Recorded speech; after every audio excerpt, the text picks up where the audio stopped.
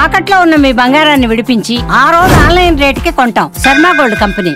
నమస్కారం, సుమన్ టీవీకి స్వాగతం.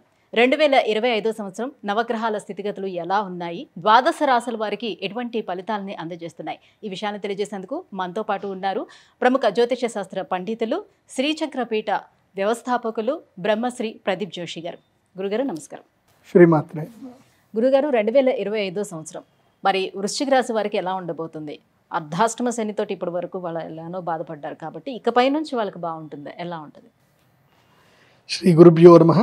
శ్రీమాత్రే నమః. వృశ్చిక రాశి వీళ్ళకేందంటే అదేదో సామెత ఉంటుంది, పెనం మీద రొట్టెళ్ళి పొయ్యిలో పడ్డట్టు. ఇప్పుడు వాళ్ళ పరిస్థితి అదే. పెనం మీద ఉన్నంతసేపు పర్లేదు, అర్ధాష్టమ శని వచ్చేసింది. ఏళ్ళనాటి శని అయిపోగానే రాదు అర్ధాష్టమ. మధ్యలో ఒక 2 years తర్వాత కొడతాడు, తిండి పెడతాడు, మళ్ళీ కొడతాడు. సో ఇప్పుడు పంచమ శని తర్వాత అష్టమ స్థానములు గురువు. అప్పుల పాలవుతారు, గుర్తుపెట్టుకోండి. అప్పుల పాలవుతారు, తప్పుడు నిర్ణయాలు తీసుకుంటారు. నేను ఒకటే చెప్తున్నా, వృశ్చిక రాశి వారు ఈ సంవత్సరము పెళ్లి చేసుకోకండి. చేసుకున్నారు జీవిత కాలానికి తప్పు చేసిన వాళ్ళు అవుతారు. మీ ఇష్టం చేసుకుంటే చేసుకోండి, నా ఒపీనియన్ వరకు చెప్తున్నాను. Don't take too much serious. కానీ వద్దు అని చెప్తాను. ఈ సంవత్సరం ఏంటంటే రుణము, రోగము కలుగుతాయి. రుణం కలుగుతుంది, రోగము కలుగుతుంది, దుఃఖము కలుగుతుంది. అండ్ ఆరోగ్యంలో కూడా ఇబ్బందులు వస్తాయి. మెంటల్ టెన్షన్స్ విపరీతంగా పెరుగుతాయి వృశ్చిక రాశి వారికి. మెయిన్గా నమ్మక ద్రోహాలు జరుగుతాయి. మీరు ఎవరినైతే ఎక్కువగా నమ్ముతున్నారో వాళ్ళకి నమ్మక ద్రోహాలు జరుగుతాయి.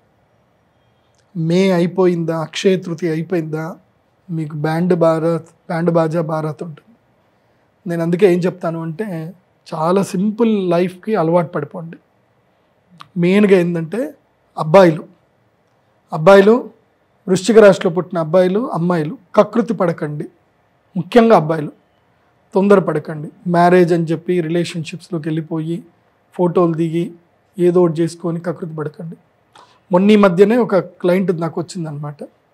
వాడు మ్యాట్రిమోనీలో చూస్తూ ఉన్నాడు, ఏమని అమ్మాయిలు పెళ్ళి గురించి చూస్తూ ఉన్నాడు. ఒక అమ్మాయి మ్యాట్రిమోనీలో చాటింగ్ చేస్తుంది. మనోడు కకృతిలో ఉంటాడు కదా, చాటింగ్ చేస్తాడు, అంత అయిపోయింది. అమ్మాయి కలుద్దాం అన్నది. యాక్చువల్లీ వాడికి అమ్మాయి నచ్చలే. నువ్వు నాకు నచ్చలేదు అన్నాడు. నాకు కూడా నువ్వు నచ్చలేదు, కాకపోతే జస్ట్ క్యాజువల్ మీటింగ్ అంతే, నీ థాట్స్ బాగా ఉన్నాయి, నాకు బిజినెస్ ఐడియాస్ కావాలంటే నేను నీకు ఫీజు ఇస్తాను అంతే. మనోడు ఫీజు ఇస్తాడు కదా అని జస్ట్ క్యాజువల్ మీటింగ్ అని పోయాడు. ఇచ్చింది 50,000 ఫీజు కూడా ఇచ్చింది. అటు వాడుకున్న తెలివితేటలకి, వాడికి ఐటీ టెక్ అనమాట. నా 50,000 ఇచ్చి బాగుంది, నాకు నువ్వు వర్క్ చేసి చేయాలని చెప్పి మళ్ళీ ₹1,00,000 కూడా ఇచ్చింది. 2వ నెలకి ₹1,00,000 ఇచ్చింది. సో ఏదో నేను చేయించుకుంటున్నాను, ఏదో ఆ అప్లికేషన్ డెవలప్మెంట్ చేయించుకుంది.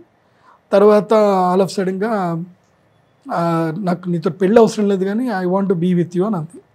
వీడు కకృతిగాడు కదా, పోయాడు. 1 కాదు 2 కాదు, 10-20 సార్లు వెళ్ళాడు. ఈమె తెలివితేటలు ఏం చేసింది, 10-20 సార్లు ఆమె ఇంటికి పోయిన ప్రతిసారి సీసీటీవీ రికార్డ్స్ అన్నీ కూడా సేవ్ చేసి పెట్టుకుంది. ఆ తర్వాత వీడి మీద రేప్ కేసు పెట్టింది. కథ, నన్ను పెళ్లి చేసుకో, లేకపోతే రేప్ కేసు, లేదంటే ₹1,00,000 ఇవ్వు, లేకపోతే పెళ్లి చేసుకున్నా వాడు 3 కోట్ల ఆస్తి ఇవ్వాల్సిందే. వారసురాలు అయిపోతుంది, ఆస్తి హక్కు అయిపోతుంది కదా, అయిపోయి ఎటు కానీ పరిస్థితి అయిపోయింది అది. సో కకృతి పడకండి, మగాళ్ళు అబ్బాయిలు కకృతి పడకండి, అంతే, అర్థం చేసుకోండి.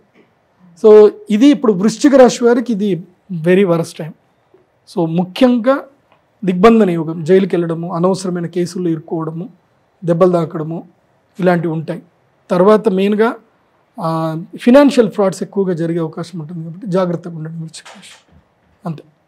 సో వృశ్చిక రాశి వారు చాలా ఈగర్గా వెయిట్ చేస్తున్నారు. ఈ ఒక్క అర్ధాష్టమ శని వెళ్ళిపోయిన తర్వాత మా డేస్ బాగుంటాయేమో అని చాలా ఈగర్గా వెయిట్ చేస్తున్నారు. నేను వృశ్చిక వదలాల్సింది లస్ట్, నమ్మక ద్రోహం జరుగుతుంది. లస్ట్ త్రూ నష్టం జరుగుతుంది.